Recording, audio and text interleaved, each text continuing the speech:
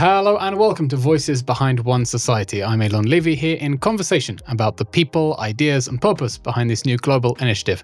I'm joined here in the studio by two of the founders of this initiative, Irina Nevzlin and Bruno Roche. Welcome to Tel Aviv.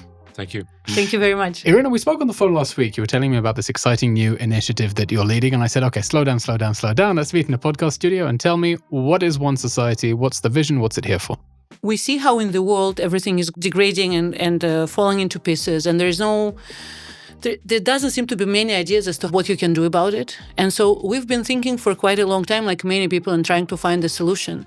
And it made us to look back at the sources and see what could be the solutions for actually having a thriving society, just society.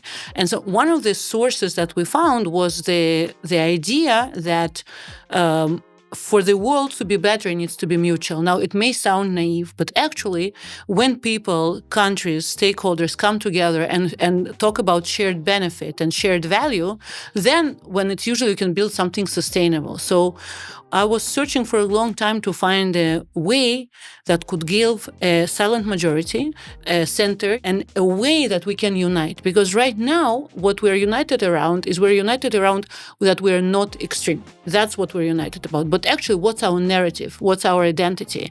What's the way we're going to work forward together? That's something that was missing. So basically, in a nutshell, One Society is building this base. Bruno, there is this sense that really the economic and social models of the past are not working anymore. The world seems to be going a little bit haywire. The optimism that, in the 1990s, the end of history is no longer there. And when you look at sort of the main economic models, you have on the one hand, capitalism, which promises competition and has brought the world, to incredible economic heights. Another model that's, based on dividing resources differently, based on a need rather than, or economic planning rather than competition. And what you're proposing really is an economic model that would generate growth by tapping into the idea of mutuality, by tapping into the idea of sharing, somehow making the pie bigger for everyone involved. So help me unpack that, because it's not very intuitive. Yeah, I understand it actually, because our brain also has been shaped at least over the last 50 years that there is one dominant model, which is essentially capitalism. And eventually, as you said, in the early 90s, there was this concept of the famous end of history, that the horizon for society would be liberal democracy and the horizon for economic model would be capitalism. When I teach economics to my students and when they know nothing about it, I say, well, economics is also the management of scarcities, okay? And 50 years ago, financial capital was scarce. But natural resources were overly abundant. So 50 years ago, it was sensible to invent a model which eventually would address this form of scarcity. Nowadays, just the opposite. Financial capital is overly abundant. And actually, I live in a country, Switzerland, and I went to my banker a couple of weeks ago, and he said that they would have soon negative interest rates. The concept of negative interest rates is a sign of a complete dysfunction in the system. And now we have other form of scarcities in the system. So natural resources are scarce, but also other form of scarcities like the concept of social capital, trust, social cohesion, but also human capital, and how our human capital will adapt to the upcoming technology revolution. So my view is that the economic model will have to adjust anyway to address this new form of scarcities. And financial capitalism is no longer fit for purpose. That's one thing. Second thing is that if you look at the financial capitalism over the last 50 years, indeed, it created a great amount of wealth, but for a minority, and at the expense of cohesion in society, but also at the expense of the natural resources. So in a sense, a model which creates so much instability, polarization, and environmental degradation is not sustainable. So we are, in my view, reaching the end of this model. Like in the 90s, we reached the end of the socialist model, and therefore the solution is not something in between. It is something else. And that's, in a sense, that's what we're proposing here. We're proposing an economic model which actually is based on this concept of mutuality and not just on transaction. Irina is talking about mutuality in society, and here I'm trying to describe mutuality in the concept of an economic model. Irina, because indeed what you identify is that regardless the successes of capitalism in lifting, so many people out of global poverty, we do have deeply polarized societies. There's a sense that wealth isn't sufficiently trickling down, that younger generations haven't received the chance that older generations have received. We see that sense of being adrift from society is increasing political extremism. And I mean, where do you put your finger on the main problems that I guess mostly Western societies are facing, that you hope that some other economic model is? So I think that economic model can fix part of the problem, and that we'll talk about mutuality in a second. But I think the other problem that the Western world is facing, and it's something that we discussed before, it's the problem of identity. And it's the problem of connection to the roots, and it's a problem of how you define yourself in this big world. The fact is that the world went into the direction of trying to be, for everyone to be universal and for everyone to be the same. I think created a vacuum, because ultimately we're human beings, we're part human beings, part animals. We have the heart, we have the blood, and we have tendencies to be tribal, and we have tendencies to be part of something. And I think the lack of understanding that you belong to something, the lack of understanding that you belong to your people, the fact that you actually have to stand strong on your roots and your ethnic roots also, but not only, is something that created a vacuum which is being filled by whatever ideology, whatever extreme ideology you can name. And not even ideologies, not just conspiracy theories. Yes, anything, because the vacuum is the vacuum. If you are ultimately, if saying something, if being proud of who you are, where you come from, is something that is considered to be almost a racism, then eventually everybody is not different. We're trying to pretend that everybody is not different, but it's not true. We all try to belong. We all have families. We all have extended families. We all want to be part of something. So I think erosion of some sort of legitimacy of belonging and having strong identity is the first deep reason as to why I think the center, which can't really define itself because it's so difficult to, be super politically correct and define yourself. So I think it's the first problem. I think economic model comes to solve how and what we're going to do about it. But the first you need to do is you need to bring the identity conversation back, and you need to be able to talk to people about what actually feels very personal to everyone, which is who you are and where you belong.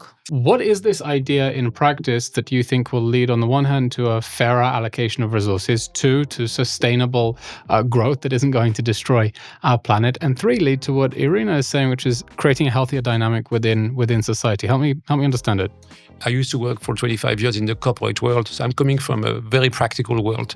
Essentially, when you are in the corporate world, you have to deliver growth, right? You have to deliver profit growth and also something resilient. And what we are discovering over the last few years, actually, there is a third element in business, which is actually not only the top line, the bottom line, but also the robustness of the business you are dealing with. And we are now entering into a period of extreme crisis.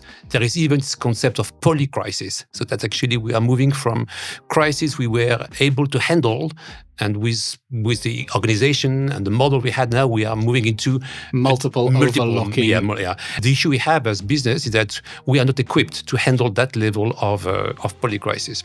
We need to develop new forms of value creation. And when I talk about value creation, I said, of course, we need to create financial capital creation. That's part of what a business exists. You cannot have a business if it doesn't make profit. But the profit alone is not enough anymore. As a company, you can create or destroy human capital. As a company, you can create or destroy social capital, which essentially is the quality of relationship you have with your employees, the quality of relationship you have with your suppliers, with your customer, with the society at large. And what we have developed is that a company, like a small or large company, which internalizes this kind of thinking that they are not only in the business of creating profits for the shareholders, but they're also in the business of creating sensible relationship. Then it's not just only good practice from a moral perspective, it is also a good practice from a value creation perspective. And I have dozens of examples that actually companies that behave this way actually outperform.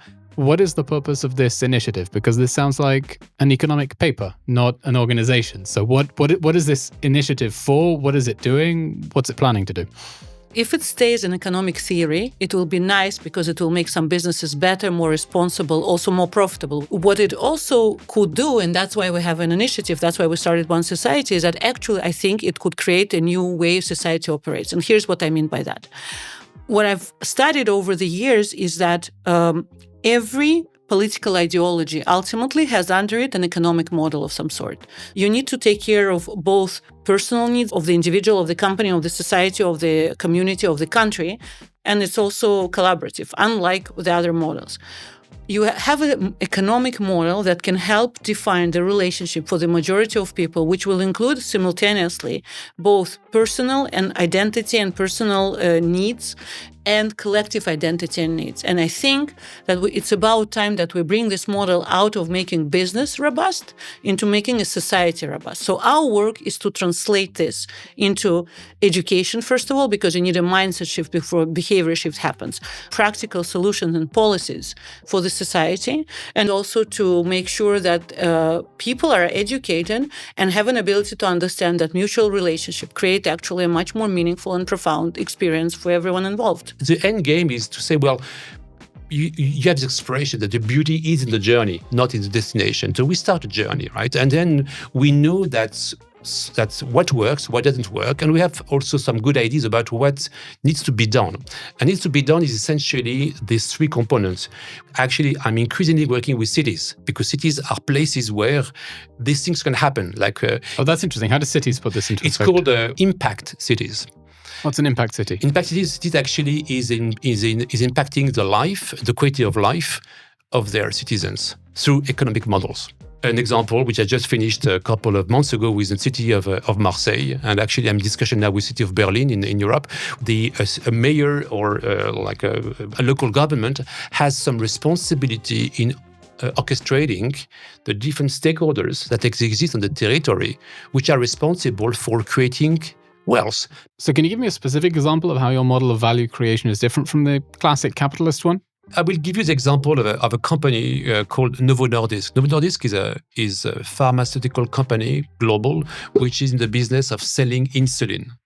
And selling insulin is a treatment for diabetes. And diabetes is a modern days systemic problem for many people. And the case study works this way. First of all, Novo Nordisk has the benefit of being owned by a foundation. So from the outset, it's a company which has a kind of a hybrid ownership structure. It's a foundation, non-profit, owning a company, making profit.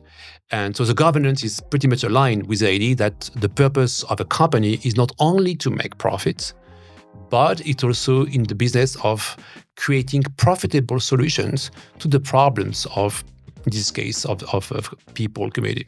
I was intrigued by how they eventually developed this hybrid value creation model, not purely capitalistic, not purely non-profit, something in between. And it started with the understanding that what is the purpose of my company, right? And therefore, what is the identity of my company? And then through the process of discovering their identity and therefore their purpose, they said, well, what if we change the purpose of our company, that we are not only in the business of selling insulin, but we are in the business of treating diabetes or even eradicating diabetes. And I picked this example because it's one of the most extreme examples of a company which shows a purpose linked to its identity, which eventually meant the end of their business of today. Because if you eradicate diabetes, you don't need to sell insulin anymore. If you don't sell insulin anymore, you have no business. So it was a very interesting strategy to say, I will go as far as to define a purpose, which eventually means the end of my business of today. The company was no longer at the center of its ecosystem. They put the purpose at the center of the ecosystem. At the center is what to say, we want to eradicate diabetes. So eventually they changed their strategy to say, we are no longer at the center of a value chain. This case was the opposite. They put themselves as one of the players, and therefore their job was not to take advantage of their position, was to orchestrate a number of stakeholders, all of them material to this notion of treating diabetes.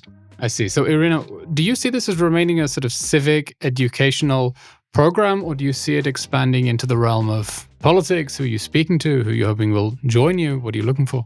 What I'm looking at is to create a social and political platform in the sense of a clear roadmap for the silent majority to have their own identity and to have their own set of policies and things that they can do together.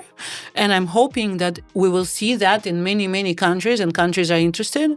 I want to see the just society everywhere flourishing because they've understood that there are other rules of the game that they can play that can benefit all and be practical and be realized for the life of everyone to be better. Bruno and Irina, this sounds like an intriguing new initiative. I look forward to learning more about it and wish you the best of luck. Where can people follow your work personally, the work of the initiative, and learn more? We have a website, One Society. .1. One Society. One Society. Snazzy. .1. We also have our papers also, and usually people know where to find us. Okay, and are you active on social media if people want to follow you? Yes, LinkedIn, everywhere, basically. Okay, How perfect. can you not? Okay. Irina Nevzlin and Bruno Roche, thank you very much. Thank Thank you. you, Eylon. Thank you.